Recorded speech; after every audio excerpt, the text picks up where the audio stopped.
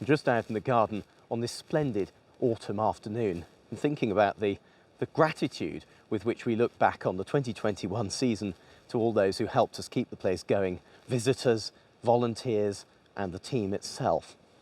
Of course, we're excited because this is the first winter that we're going into with an actual winter programme. And down in the restaurant, there will be lots of events going on, but more about that a bit later. The main news this month is the appointment of our head gardener, Steve Lannin. Steve comes with a pedigree of some of the great private historic gardens across the country, and most recently one of my personal favourite gardens, Mapperton in Dorset, a garden which tumbles down the hill beneath the house with this esoteric, whimsical stones and lovely structures and pergolas and beautiful planting.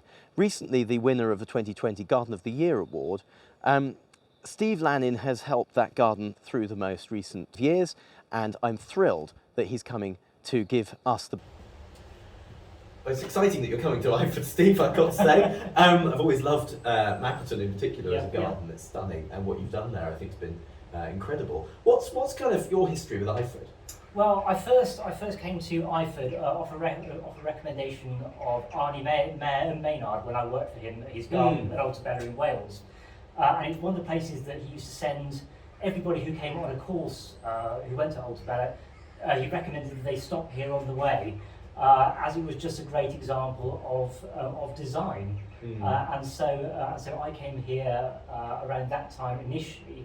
I just fell in love with it here. Oh, wonderful. And we're excited, obviously, what we've got the opportunity to plant everything here, because we've got these lovely borders with holes in them, which we've been taking things out. Yes. Any thoughts as to plans, or is that something that way down the line? Well, it's going to be nice to get here and to start to see how the sort of seasons progress and change, and what the garden is actually like to garden in, where it's wet, where it's dry, where it's windy, where it's sheltered. It takes a number of seasons to get into a garden. Yeah, absolutely. But there's lots of things that we can try in the meantime and just see what works where. So I sort of want to bring that sense of Mediterranean wildness to it a little bit.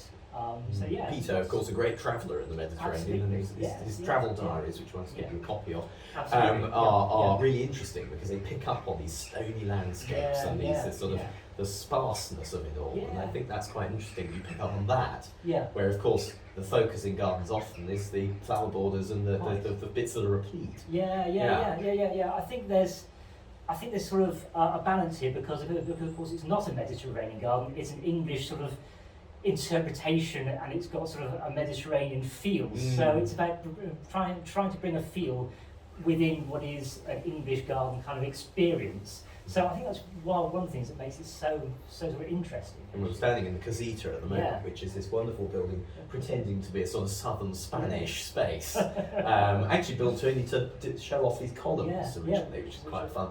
I think, are there any bits of the garden, I mean, I love this space partly because we had our wedding dinner here, but are there any bits of the garden that kind of sing to you more than any others? Oh, I love the cloister. I love the light in the cloister, the colour of the walls, and just dressing it with the pelargoniums, and there's a beautiful acer now, which is just beginning to change colour, and it's that kind of sort of almost sparse monastic quality of it, but it's also warm and embracing, and it does feel Mediterranean, which is just wonderful. You do feel in a different world. Yeah. Even on a day like this, where it's blowing the 20-mile-an-hour wind, grey as you like, and a bit damp, it still feels like it could be a bad day in Italy. Oh, absolutely. And I think that's something we've got to really retain, isn't it? That sense of the other. Which is quite fun. It is.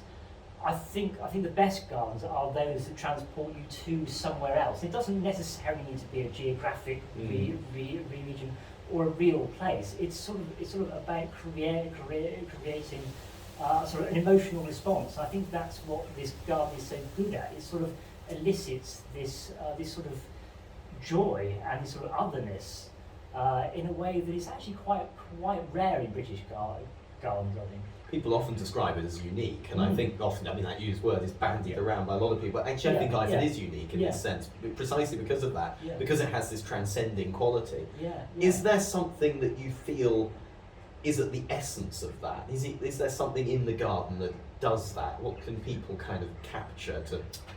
Yeah, I think in a way it is the architecture of the garden actually, and how cleverly it's been put together to lead you from space to space, and each space has got its own really unique quality to it, but it all ties together. But it's all hung off this really strong, clever architecture, which actually isn't dominating, but it's leading.